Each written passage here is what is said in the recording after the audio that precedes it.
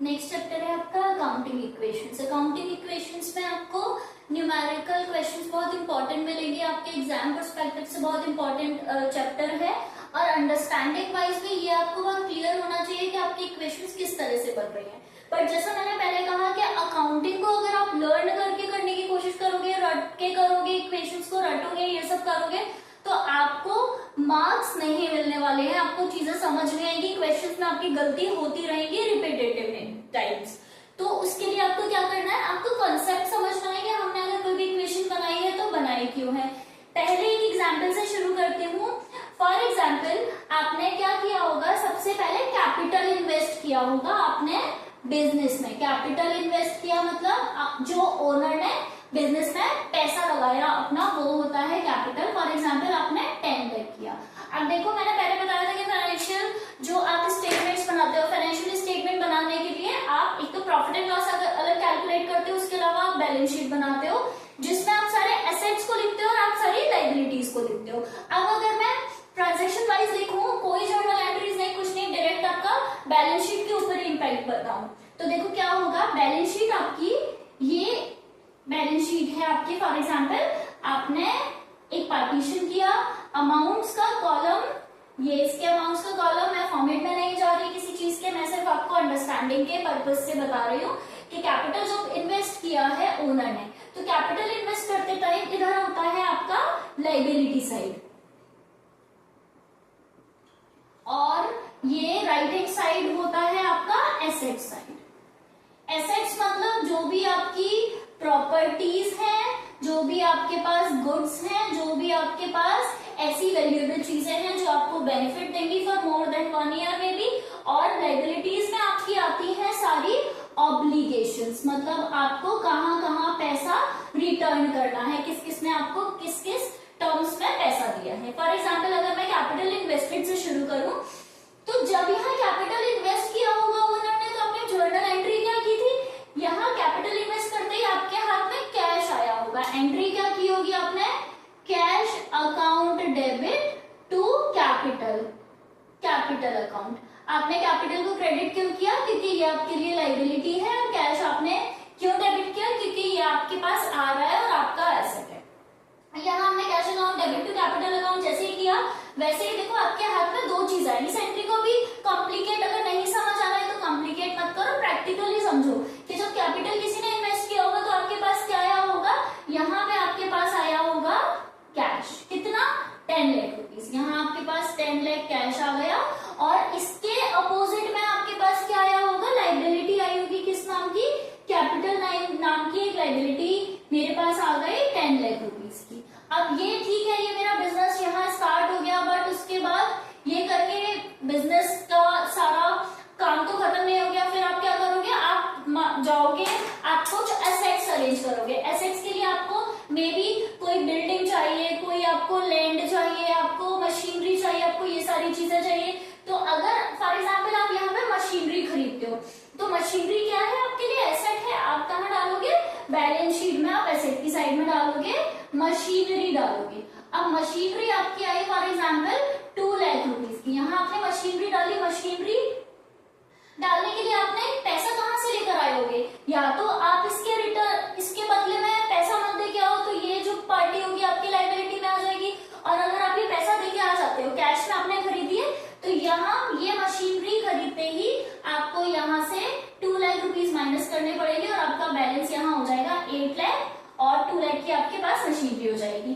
दूसरा एक चीज हमेशा याद रखना कि आप जितने भी अकाउंट्स बनाते हो, वो या तो ऑटोमेटिकली आपके बैलेंस हो जाते हैं, या फिर आपको उनके बैलेंसिंग फिगर निकालने होते हैं। कैसे, यहाँ देखो, अगर बैलेंस शीट की बात करें, ये ऑटोमेटिकली बैलेंस होती है। आपने प्रॉपर अकाउंटिंग की होगी, अगर आपने प्रॉपर लेजर बनाए होंगे, प्रॉफिट एंड लॉस की कैलकुलेशन ठीक की होगी, तो आपकी जो एसेट्स एंड लायबिलिटीज है उनका टोटल हमेशा आपका मैच करेगा। दूसरा, आपको देखो इस एग्जाम्पल में क्या, आपका यहाँ 10 लाख है और यहाँ आपका 10 लाख है, तो ये आपका इक्वल रहने वाला है हमेशा। अब देखो, कैश मैंने 10 लाख से शुरू किया था, 2 लाख का पेमेंट कर दिया, मेरे पास 8 लाख बचा है, और मशीनरी मेरे पास 2 लाख की बची, और कैपिटल उतना ही है। उसके बाद मैं जितने ट्रांजेक्शन करती जाऊंगी, इस फॉर्मेट के अंदर ही बहुत चेंजेस आएंगे। अब दूसरा, मानो मैंने गुड्स खरीदे, यहाँ पे मैंने गुड्स खरीद के लेकर आई मैं raw raw material. Raw material मैंने खरीदा 2 लाख रुपीज का। अब 2 लाख के लिए मैंने सोचा कि अब कैश अपने पास रखना जरूरी है, 8 लाख में खर्च नहीं करती हूँ, 2 लाख में खरीदना तो है मुझे, तो मैं क्या करती हूँ, ये मैं क्रेडिट पे खरीद लेती हूँ। क्रेडिट पे खरीदूंगी मतलब वो जिससे मैं, जिस डीलर से, जिस सप्लायर से मैं खरीद रही हूँ वो कौन बन गया, मेरा क्रेडिटर बन गया, और वो क्रेडिटर मेरी लाइबिलिटी साइड में क्रेडिटर के नाम से एक लाइबिलिटी आ गई मेरी 2 लाख की। और ये यहाँ पे मेरा 2 लाख से एसेट्स बढ़े और सेम मेरा लाइबिलिटीज भी यहाँ पे 2 लाख से बढ़ गई, 12 लाख मेरा अभी भी बैलेंस है। हर पर्टिकुलर पॉइंट ऑफ टाइम पे ये मेरी बैलेंस रहेंगी। जो एसेट्स और लाइबिलिटीज की चीजें हैं वो तो आप कर लोगे, उसमें आपको प्रॉब्लम नहीं आएगी, कहाँ से खरीदना है, कहाँ बेचना है, लाइबिलिटी बढ़ रही है या फिर आपके एसेट बढ़ रहे हैं, एडजस्टमेंट कहाँ हो रहा है। एक चीज याद रखना, देखो एसेट बढ़ाने के लिए या तो लाइबिलिटी भी बढ़ेगी या फिर एसेट साइड में दूसरी चीज कम होगी, ठीक है। सेम यही, अगर आपको यहाँ लाइबिलिटी को कम करनी है तो लाइबिलिटी को कम करने के लिए या तो आप दूसरी लाइबिलिटी बढ़ाओगे या उसके रिटर्न में आप एसेट को डिक्रीज करोगे। आपका हर पॉइंट ऑफ टाइम पे दोनों का टोटल इक्वल ही रहना चाहिए। ये एंट्रीज आपकी हो जाएगी। आपको जो दिक्कत आएगी वो आएगी आपको इनकम, एक्सपेंसेस, गेन और प्रॉफिट जो है वो आपको कहाँ कंसीडर करने हैं, और उसका रीजन आप ऐसा क्यों करोगे उसका रीजन भी मैं बता देती हूँ। हम बैलेंस शीट बनाते हैं लास्ट में, बैलेंस शीट बनाने से पहले हम क्या करते हैं, प्रॉफिट एंड लॉस अकाउंट बनाते हैं। जैसे मैंने यहाँ पे बनाया profit and loss account. Profit and loss account में मैंने यहाँ पे अपनी सारी इनकम्स ले ली, इसमें मेरे सेल्स हो गए, बाकी सारी रेवेन्यूज हो गई। मानो ये मेरा 50 लाख का था, इस 50 लाख में से मेरे एक्सपेंसेस हो गए, फॉर एग्जाम्पल 40 लाख के मैंने एक्सपेंसेस कर दिए। अब देखो इनकम मेरी 50 लाख है, ये 40 है, मैंने क्या बोला, मुझे अकाउंट्स बैलेंस करने हैं, मतलब टोटल मेरा कितना रहेगा, यहाँ 50-50 ही रहेगा, इधर भी 50 रहेगा, इधर भी 50 रहेगा। इन दोनों के बीच का जो डिफरेंस है वही तो मेरा प्रॉफिट है, और क्या है। इसी डिफरेंस को मैं यहाँ पे प्रॉफिट, ये मैं प्रॉफिट के नाम से यहाँ रिकॉर्ड कर लूंगी। ये मेरी जो बैलेंसिंग फिगर आएगी वो आ जाएगी मेरी 10 लाख की। अब यहाँ पे इनकम्स और एक्सपेंसेस का बैलेंसिंग मेरे पास प्रॉफिट आ गया। अब ये प्रॉफिट आपके पास आ गया, बट आप उस प्रॉफिट का करते क्या हो। ये प्रॉफिट जो आपको यहाँ आता है, इस प्रॉफिट में राइट किसका है, जिसने पैसा लगाया था, जिसने कैपिटल लगाया था, ओनर का ही तो राइट है। एक दूसरी इंपॉर्टेंट चीज जो मैं यहाँ बताना चाहूंगी, इस बात से कंफ्यूज मत होना कि ओनर प्रॉफिट को विड्रॉ करके ले जाता है। ओनर प्रॉफिट अर्न करने में, उसका जो प्रॉफिट अर्न हो रहा है उसमें ओनर का राइट तो है, बट वो उसे विड्रॉ ऐसे नहीं करता कि आज प्रॉफिट हो गया आज मैं अपना विड्रॉ करके ले जाऊं, या आज मेरे फाइनेंशियल स्टेटमेंट बन गए तो आज मैं विड्रॉ करके ले जाऊं। नहीं, एक कॉन्सेप्ट है, ऑटो इन्वेस्ट होता रहता है आपका पैसा। ये जो प्रॉफिट आएगा वो वहां से उठ के आपका यहाँ कैपिटल के साथ ऐड हो जाएगा। कैसे होगा, आप एग्जाम्पल देके बताती हूँ, यहाँ से आप कंफ्यूज नहीं। देखो गुड्स आपने 2 लाख के आपके पास गुड्स खरीदे हुए थे, ठीक है। इस 2 लाख में से ये एग्जाम्पल छोड़ देना, यहाँ पे मैं दूसरी कैलकुलेशन के लिए एक चेंज बता रही हूँ, ठीक है। गुड्स यहाँ पे 2 लाख के थे, आपने इनको यहाँ से सेल कर दिया, 2 लाख की जगह आपने 4 लाख में सेल किया, ठीक है। अब ये 2 लाख तो यहाँ से खत्म हो गया होगा, ये गुड्स भी यहाँ से खत्म हो गए होंगे, बट इसके बदले कोई एक चीज बनी होगी। क्या चीज बनी होगी, या तो मैंने कैश में बेचा होगा या मैंने क्रेडिट में बेचा होगा। अगर मैंने कैश में बेचा होगा तो मेरा यहाँ पे कैश बढ़ जाएगा, कितने रुपए से, 4 लाख रुपीज से मेरा कैश बढ़ जाएगा, और ये मेरा 8 की जगह 12 हो जाएगा। और अगर मैंने ये क्रेडिट में बेचा होगा, मतलब मेरा ये गुड्स यहाँ से खत्म हुआ और इस गुड्स के खत्म होने के बदले मेरा डेटर बढ़ गया। कितने रुपए का डेटर बढ़ गया, यहाँ पे 4 लाख का डेटर बढ़ गया। यहाँ पे मेरा डिफरेंस आ गया 14 लाख, 8 लाख, 2 लाख और 4 लाख, मेरा 14 लाख आ गया, ठीक है। बट अब आपका डिफरेंस कहाँ आएगा, देखो यहाँ से आपने गुड्स तो कम किए थे 2 लाख के, और आपने डेटर बढ़ाया है 4 लाख का, मतलब आपने 2 लाख के गुड्स 4 लाख में बेचे, तो 2 लाख का जो डिफरेंस है वो क्या है आपका, वही तो आपका प्रॉफिट है।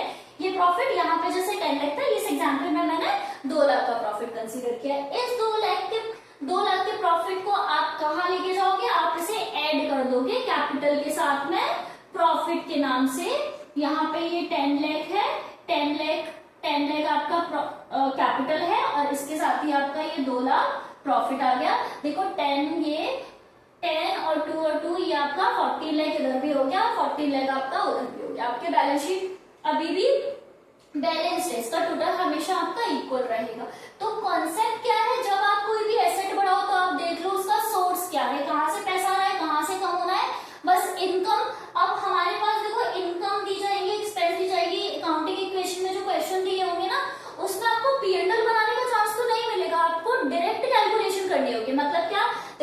बनाने के बाद, सब कुछ करने के बाद, या तो मैं डायरेक्ट यहाँ प्रॉफिट बढ़ाऊं, या फिर क्या डायरेक्ट मैं यहाँ पे क्या क्या इंक्रीज करती जाऊं, इनकम जो जो होंगी वो इंक्रीज करती जाऊं, उसके अलावा मैं यहाँ पे गेन इंक्रीज करती जाऊं।